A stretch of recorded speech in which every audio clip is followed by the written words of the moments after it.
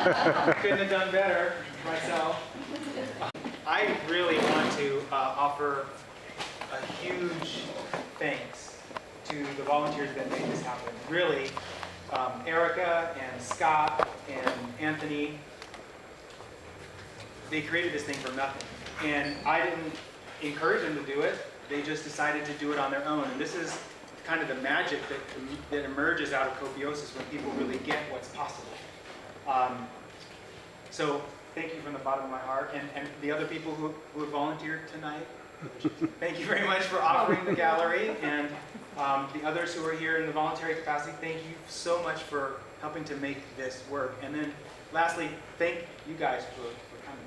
This is a fantastic opportunity that we're going to be participating in together. All right, well, let's get started. So what I want to talk about is me and you. And this is really, really important, you guys, because it's you and me that's going to make this world way better, way more fun, way more exciting, way more adventurous, way more consistent with who we are as human beings. No one else is going to make this happen. It's going to be me and it's going to be you. So that's what we're going to talk about. And I want to start by talking about this thing. So every day we get up and we look at one of these, and in one way or another it has an impact on how our day goes. Sometimes we get up in front of these things and we're like, or we're just, trying to get out the door for work or what have you. But the interesting thing about this thing is it has some mysterious qualities. It has mysterious qualities that have been recognized by other cultures. In Japan, for example, the Japanese revere this thing as a symbol of wisdom. In fact, in Japanese legend, a mirror was one of three things that the first emperor received from the goddess Amateratsu's grandson. So this has some enormous properties that we don't usually see every single time we get in front of one of these things, especially in the morning at home. Oftentimes what happens is this thing acquaints us with our shame. It acquaints us with the things that we need to cover up. It acquaints us with the things that we need to change about ourselves. So what it does is it tends to make us focus on the things we don't like about ourselves instead of our own innate power. The things that make us confident, the things that can make us strong, the parts of us that make us look into a camera with confidence and verve, the thing that makes us smile when we see ourselves in the mirror. How often do you look in the mirror and you say, damn, you're a handsome devil? How often do you do that? Right? So, when we leave our experience with the mirror, we're often left with an unconscious experience of the smallness of ourselves. And maybe that's the reason why, when we're out in the world, we look to other people, charismatic leaders and heroes, people who tell us what to think, what to do, what to believe, what to fight against. People who we look to with admiration, perhaps because we think they have qualities that we don't have, when in actuality, we're no different than they are. But the interesting thing about these people, many of these people on this slide, is that they have lost their lives in the capacity of charismatic leadership. They have been shut down. And over time, we've seen fewer and fewer of these kind of people emerge. And no wonder. Who wants to be a charismatic leader if there's a high potential that if you really make a huge difference, you're going to get killed? Or you're this charismatic leader and you choose an opportunity where you end up having to compromise on your ideals in order to make some kind of difference, not the difference you really want to make. Maybe that's why we see few of these people emerge. And even the ones that do emerge, they don't last as long as they used to. They're flashes in the pan. And a lot of times that's because of our own short attention spans that we've cultivated over time. So I have an assertion. My first assertion is that perhaps the era of heroes and charismatic leaders is over. Even if they arise these days, Edward Snowden is a real good example. They don't last very long in the public consciousness. And sometimes, most times I would argue, the effect they have on society doesn't change the fundamental tenets that really need to change. But the good news about the era of the charismatic leader, or the era of the hero, is that provided us with a really cool tool. And that tool is the demonstration. I mean, our country was founded on the demonstration. We've used demonstration throughout our nation's history to make changes that we thought needed to be made. However, like the charismatic leader, public demonstrations their effectiveness has waned.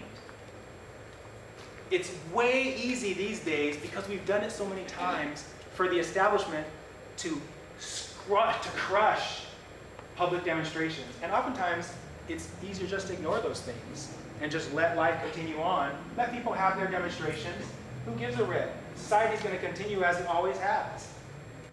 Now, I'm not trying to diminish the impact that public demonstrations and charismatic leaders have had over history.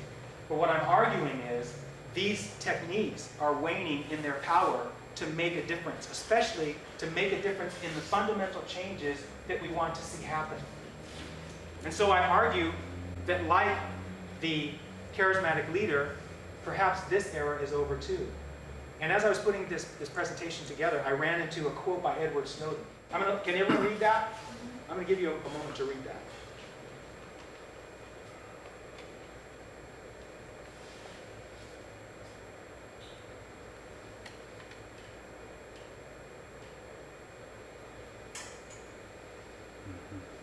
Raise your hand when you're done, when you finish reading.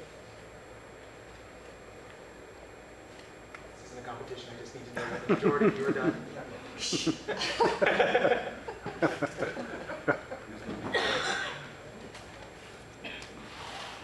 Okay.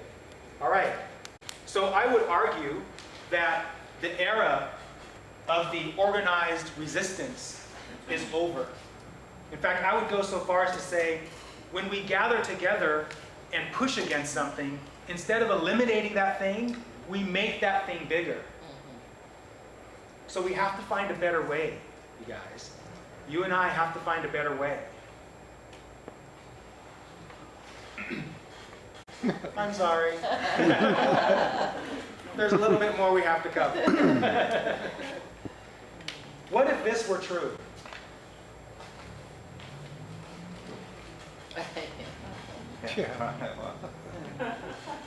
There is ample evidence in history, not the history you learned in school, that supports this argument. It's true. Can you see now why I say that our future rests on me and you, and not on charismatic leaders, not on organized resistance, and not on traditional institutions? So what are we going to do about this, you guys? What are we going to do? The good news is we can do something about it. And that's kind of why I'm here today. And there's a lot that we can do when you realize this right here. That you have participated in the creation of what we have. By virtue, or lack thereof, of participating in the society we have perpetuated this thing. Even your resistance of the thing has perpetuated the thing. And only through your ownership of your role in creating this thing can we actually embrace the empowerment that we can take on to make a difference. This is a really important point. As long as you point the finger at someone else, you're not going to make any change. As long as you try to appoint someone else to make the change is not going to happen. It's up to me and you. Now, when I think about that, it makes me do that. Because when I look in the mirror today, and I didn't always look in the mirror the way I'm about to say, I see a powerful human being, someone who can make a difference, someone who doesn't have to rely on a charismatic leader or a bunch of people who are angry demonstrating in the streets to make a difference. And perhaps I know something that other people don't know, that you're about to find out. So we have a lot of things that I think we can agree on, and a lot of things I bet we can disagree on, that are responsible for this situation we find ourselves in. We talk to other people about these, we read blogs about these, we talk to our parents about these, we make songs about these. So I had to play to everybody, right? There might be people on the right here. I ahead to all audiences. The cool thing about these things that we complain about is that they can be the springboard from which we create the real change that we want to see. But as long as we focus on these things and blame other people for them, we're not going to make any difference at all. We have to recognize the previous slide, or the slide before that we created every single one of these things. We created them. So here's the good news on that springboard. We're going to make this world so much better. So much better. You will not believe how much better it's going to get. And it all depends on this. It all depends on what you do when you get in front of that mirror. So, that doesn't mean you have to, after you see yourself in the mirror, do what I'm doing here. It doesn't mean that. All it means is shifting your perspective on how you see the world and taking action from that place. Do you see the world as going into hell in a handbasket? Do you see if you're a Republican, do you see the Democrats taking over the country and sending it to hell? If you're a Democrat, do you see the Republicans winning in, was it the Senate that they won? Yeah. Do you, what's that? All over. Pretty much. Do you see that the Republicans taking over and cursing the fact that the future is done for us on the left? If you see the world that way, you're not looking in the mirror and seeing what that cat saw. You get what I'm saying? Yeah. Okay. So let's talk about copiosis. Copiosis